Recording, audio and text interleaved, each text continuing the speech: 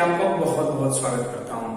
दोस्तों, हम लोग नंबर सिस्टम के लास्ट टॉपिक को पढ़ रहे हैं और चूंकि ये बहुत ही लेंथी और बहुत ही डिफिकल्ट टॉपिक है, इसलिए हम लोग इसको 2 से 3 वीडियो में समझने की कोशिश कर रहे हैं कि छोटे से छोटे वीडियो में मैं बना रहा हूँ। और साथ ही साथ जब ये आज जो है इसका लास्ट टॉपिक है और ये लास्ट टॉपिक खत्म हो जाएगा, आज हमको पढ़ना है टोशेंट मेथड। पिछले वीडियो में हमने फर्मेट थ्योरम को पढ़ा था, आज हम लोग टोशेंट थ्योरम पढ़ने वाले हैं, टोशेंट मेथड पढ़ने वाले हैं। इसके बाद अब नेक्स्ट वीडियो जो मैं दूंगा उसमें मैं आपको क्वेश्चंस उठाऊंगा कि शेषफल सिद्धांत से कैसे कैसे क्वेश्चन पूछे जाते हैं, उसका मैं सेट लाकर पूरा कंप्लीटली आपको अगले वीडियो में सॉल्व कराऊंगा कि कैसे हम सारे क्वेश्चन सॉल्व करें। क्योंकि इतना सीखने के बावजूद भी आपको बहुत दिक्कत आने वाली है, क्योंकि उसको अप्लाई करना अपने आप में एक बहुत काबिलियत की बात है कि आप किस प्रकार अप्लाई करें, कहां पर फॉर्मेट लगाएं, कहां पे आप बाइनोमियल लगाएं, कहां पे आप टोशेंट लगाएं, कि ये सब चीजें आपको उसमें सोचनी पड़ेगी। थोड़ा अपने दिमाग को ब्रॉड स्तर पे लेके जाना पड़ेगा।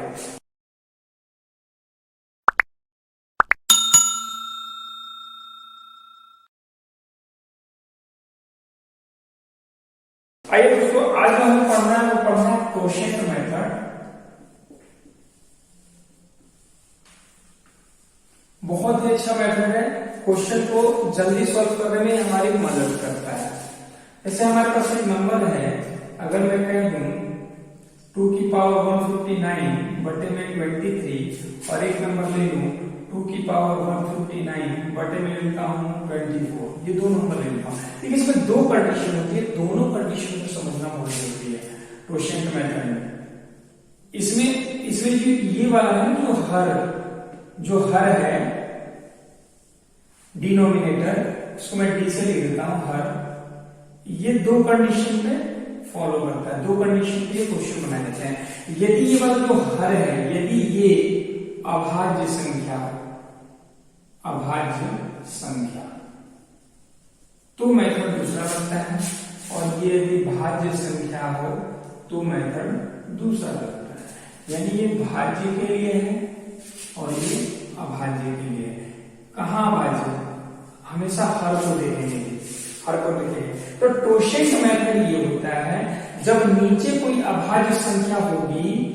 देखिए एक्चुअली ये टोशेंट मेथड है क्या, थोड़ा सा मैं इस चीज को मैं प्रकाश डालना चाह रहा हूं आपको मतलब इस चीज पे मैं आपका फोकस ये लाना चाह रहा हूं कि जैसे मान लें कि अगर हमने जो यूनिट थ्योरम पढ़ा था, पीछे के यूनिट थ्योरम पढ़ा था कि भाई अगर 2 गुणा 2 होता है तो 2 दूनी 4 हो जाता है, फिर 4 दूनी 8 हो जाता है, फिर 8 दूनी 16 हो जाता है, लास्ट में 6 मिल जाता है, फिर 6 दूनी 12 2 मिल जाता है, फिर 12 गुना 24, फिर हमारे यहाँ 4 मिल जाता है। लेकिन अब देख रहे हैं यहाँ 2 था, 2 4 8 6, फिर 2 4, यानी यहां से साइक्लिसिटी शुरू हो जाती है। इसका फिर 8 फिर 6, ये साइक्लिसिटी चलती रहती है। बात समझ रहे हैं आप?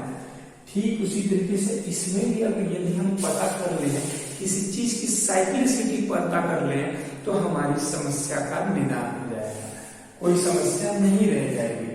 मतलब ये हुआ, जैसे मान लीजिए नंबर ले लेंगे 2 है, 2 में अगर हम 7 का भाग लगाएं तो 7 एकम 7 अगर करेंगे तो इससे ज्यादा हो जाएगा, आप ऑलरेडी जान रहे हैं। ठीक है जी, अगर मैं यही करूंगा तो 7 करना 0 में करूंगा तो यानी 0 लिखूंगा तो इसको क्या मिल जाएगा? 2 मिल जाएगा। लेकिन यदि इसी 2 में मैं भाग दूं और इस 2 को पावर 2 कर दूं तो यानी ये क्या बन जाएगा? 4 बन जाएगा। यानी 2 की पावर 2 अगर कर दूं तो 4 बन जाएगा। 7 से अगर मैं इसमें भाग लगाऊंगा तो 0 भाग में 7 यानी 0, तो आपका जो ये शेषफल प्राप्त होगा वो क्या प्राप्त होगा? 4 प्राप्त होगा। लेकिन यदि इस पे पावर 2 लगा दो तो क्या हो जाएगा? 8 हो जाएगा। 2 के बजाय एक और मतलब बढ़ाना है, यानी ये जो हमारा 2 है इसमें मैं 2 पावर और ऐड कर दूं तो कितना हो जाएगा? 1 पावर ऐड किया तो पावर 2 हो गया, और यदि मैं इसमें 2 पावर ऐड कर दूं तो पावर कितना हो जाएगा? 3 हो जाएगा। यानी 2 की पावर 3, इसका मतलब क्या हो जाएगा? 8 हो जाएगा। इसमें मैं 7 से अगर भाग लगाऊं तो 7 एकम 7, यहाँ से इसको क्या प्राप्त होगा? 1 प्राप्त होगा। और दोस्तों साइक्लिसिटी का ये मतलब होता है जहां पे शेषफल 1 मिलेगा वहां से फिर से इसकी साइकिल की शुरुआत हो जाएगी। पहले आपको 2 मिला, फिर 4 मिला, फिर 1 मिला, इसका मतलब अगला पावर, जैसे 2 के बाद पावर 4 करेंगे और 7 से डिवाइड करेंगे तो अब आपको फिर से शेषफल 2 मिलेगा। अगर 2 की पावर 5 करेंगे और 7 से भाग लगाएंगे तो आपको पावर 4 मिलेगा। अगर 2 की पावर 6 करेंगे और 7 से भाग लगाएंगे तो आपका फिर पावर 1 मिलेगा, यानी साइक्लिसिटी शुरू हो जाती है। अब इस चीज को जरा ऐसे समझिए, अगर मैं यहां लिखा 2 की पावर 1, 7 से भाग लगाया तो 2 हुआ, 2 की पावर 2, 7 से भाग लगाया तो 4 हुआ, 2 की पावर 3, 2 4 4 8 में 7 का भाग लगाया तो शेषफल 1 प्राप्त हुआ। बात समझ में आ रहा है? शेषफल 1 प्राप्त हुआ। लेकिन अगर 2 की पावर 4 हो जाए तो 16, तो 7 से भाग देंगे, 7 दूनी 14, शेषफल 2 प्राप्त हुआ। अगर 2 की पावर 5 कर देंगे तो 32, तो 7 चौका 28, 28 4 32, 4 शेषफल प्राप्त हुआ। लेकिन अगर 2 की पावर 6 होते हैं 64, तो 7 से भाग देंगे, 7 9 63, तो आप देख रहे हैं 1 प्राप्त हो रहा है, यानी साइक्लिसिटी बन जाती है। तो अगर हम ऐसा पता कर लें कि 23 से भाग दें तो 2 का कितना पावर होगा जहां से साइक्लिसिटी शुरू हो जाएगी, यानी इसका मतलब ये हुआ, ये जो 2 की पावर 3 है, अगर आपको ऐसा लिखा हो 2 की पावर 13, तो इसका मतलब, और 7 से भाग लगाना, तो इसका मतलब तो यही हुआ ना कि 2 गुणा 2 गुणा 2, यहां पे 1 शेषफल प्राप्त हो जाएगा। फिर इसी प्रकार से मैं आपको कंप्लीटली पूरा अच्छे से डिटेल में इस चीज को समझा ही देता हूं। तो फिर लास्ट टॉपिक है, तो हम लोग आसानी से आधे घंटे में इसको बढ़िया समझ सकते हैं।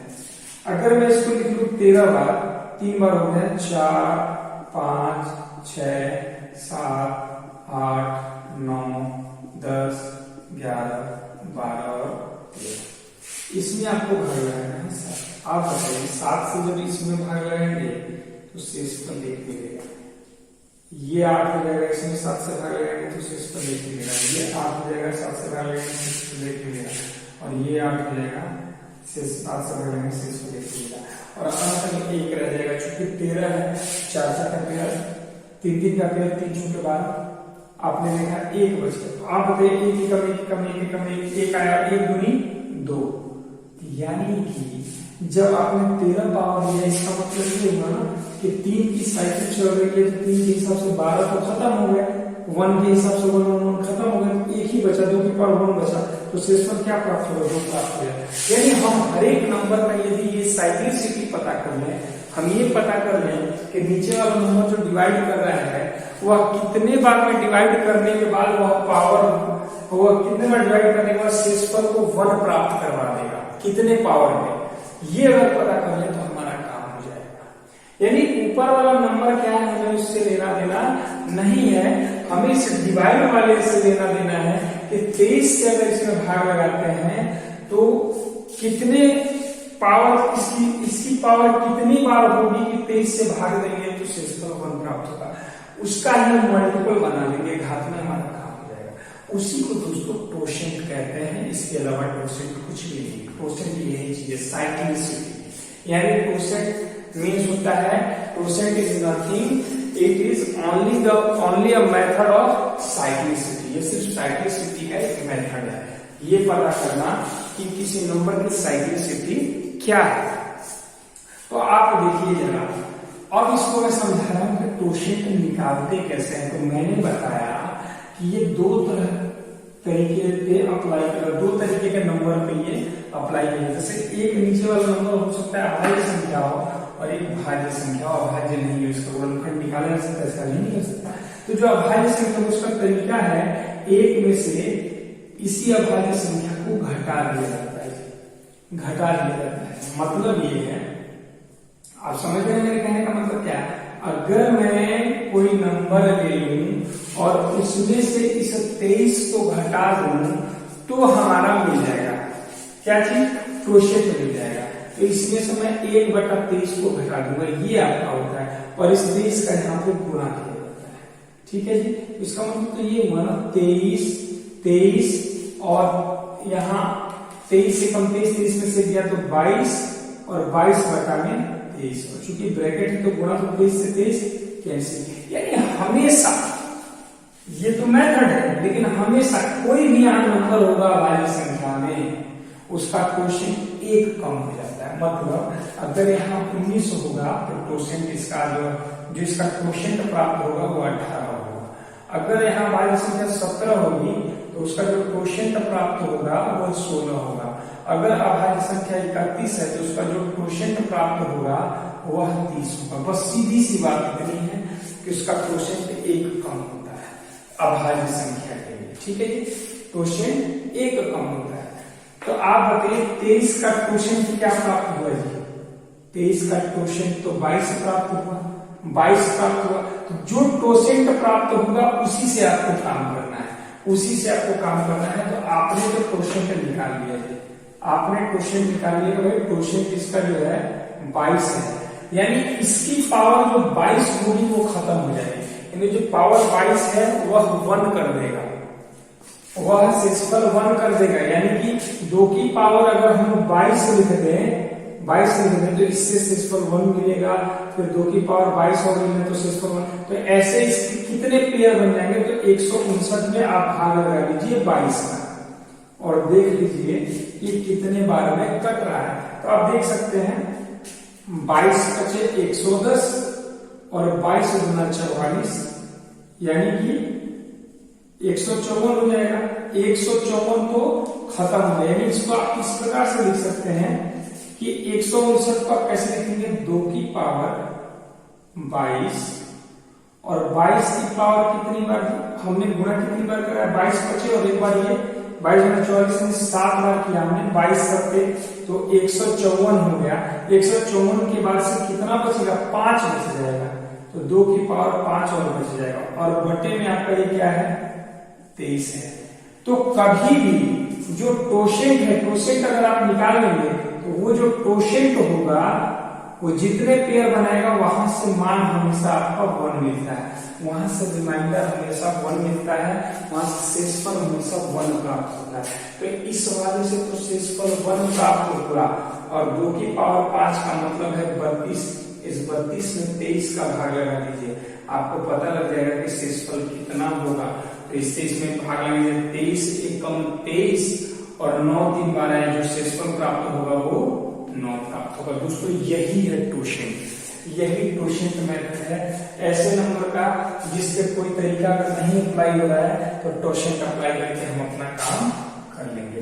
तो एक तरीका तो अभाज्य संख्या के लिए था कि बस 1 कम कर देंगे आपका क्वोशिएंट हो जाएगा, लेकिन भाज्य संख्या के लिए क्या करेंगे?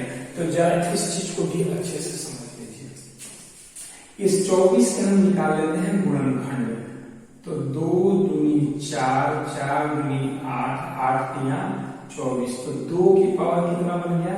3 और गुणा में सिर्फ आपको डिजिट्स पता करना है, अलग अलग डिजिट्स कितने हैं बस ये आपको पता करना है। तो अलग अलग जो डिजिट्स हैं आपने देखा 2 है और 3 है, बस सीधी सी बात है 2 है और 3 है। तो आप जैसे यहाँ किए थे 23 गुणा 23 में से 1/23, वैसे ही यहां भी करते हैं 24 गुणा 1 में से घटा देना है। आपको पता है क्या ये जो गुणनखंड है तो 2 प्राप्त हुआ है, 1 अंक प्राप्त हुआ है 2 और 1 अंक प्राप्त हुआ है 3। इन्हीं दोनों अंकों के मिलने से तो ये 24 बना है, इन्हीं के गुणा से तो 24 बना है। तो बस यही घटा दो, 1/2 यहाँ घटा दो और फिर 1/3 यहाँ, तो बस यही आपको काम करना है। किसी भी नंबर का जो कि भाज्य संख्या हो, जो कि टूटने वाली हो, उसके अभाज्य गुणनखंड कर लीजिए और जो अभाज्य संख्याएं मिल रही हैं उसमें एक एक डिजिट बस उठा लीजिए। ठीक है, यानी कि सपोज दैट अगर यहाँ कोई नंबर हो, जैसे कोई और नंबर होता 5 की पावर 2 होती, 3 की पावर 3 होता, 2 की पावर 1 होता, हमें सिर्फ एक 2 की जरूरत है, एक 3 की जरूरत है, एक 5 की जरूरत है, बस एक एक अंक की जरूरत है। ठीक है, और इसी को घटाना है 1 में से और इसके 1 बटे कर लेते हैं, 1 बटे कर लेते हैं, 1 बटे और 1 में से घटाते हैं, ऐसा यहाँ और यहाँ 24 को गुणा कराता है। तो आपका मिल जाएगा 24 गुणा 2 एकम 2 यानी 1/2 और यहाँ 3 एकम 3, 3 में से गया 2/3, 3 गुना 6, 6 से कट जाएगा 6 चौका 24, 4 दूनी 8। तो इसका क्वोशिएंट क्या मिला? 8 मिला, यानी 24 का क्वोशिएंट 8 मिल गया। यानी 103 जो नंबर है अगर 2 की पावर 8 कर दें और 24 से भाग लगा दें तो शेषफल 1 प्राप्त हो जाएगा। तो आप ट्राई कर लीजिए, आप यहाँ देख लीजिए कि 159 में यदि 8 का भाग लगाया जाए तो कितने ऐसे पेयर हैं जो 8 से कट के खत्म हो जाएंगे? तो 8 एकम 8 और यहां से बच जाएगा आपका 7, 79 बच जाएगा। यानी 8 9 मतलब 19 बार आपने भाग दे दिया तो 72 के बाद जो बचा क्या बचा?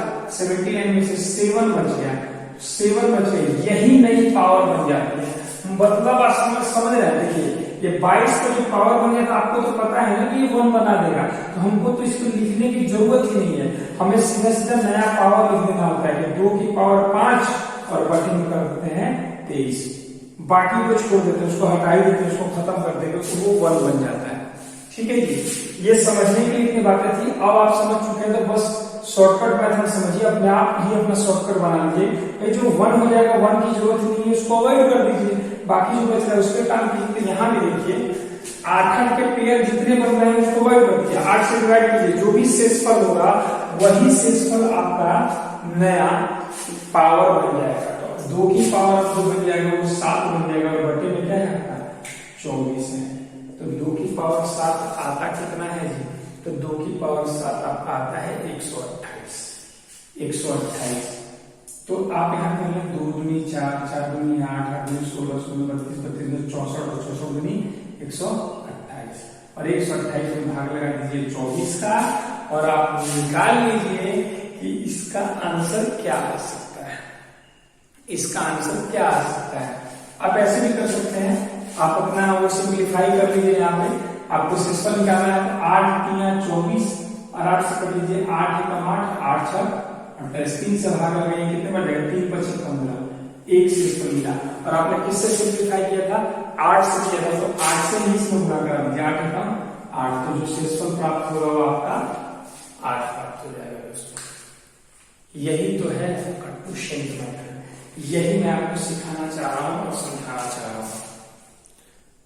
तो दोस्तों क्वोशिएंट मेथड आपने देखा, क्वोशिएंट मेथड को आपने समझा और मुझे लगता है कि आपको ये बहुत अच्छे से तरीके से बारीकी से समझ में आ चुका होगा। अब दोस्तों आइए, चूंकि क्वोशिएंट मेथड ये खत्म हो चुका है तो अब एक नेक्स्ट वीडियो में हम इसको समझेंगे और इसको बनाने की कोशिश करेंगे सारे क्वेश्चंस के हिसाब से, कि जितने कॉन्सेप्ट आप पढ़ चुके हैं रिमाइंडर थ्योरम में, शेषफल सिद्धांत में, वो सारे के सारे क्वेश्चन इसमें हम इसके नेक्स्ट वाले वीडियो में हम अप्लाई करेंगे, सारे मेथड्स को, सारे टेक्निक्स को और सारे शॉर्टकट रूल्स को। ठीक है जी, और समझेंगे कि सारे क्वेश्चन आसानी से कैसे लग पाते हैं। तो दोस्तों आज के लिए इतना ही, मिलते हैं फिर नेक्स्ट वीडियो में। सभी को बेस्ट ऑफ लक, शुभ रात्रि।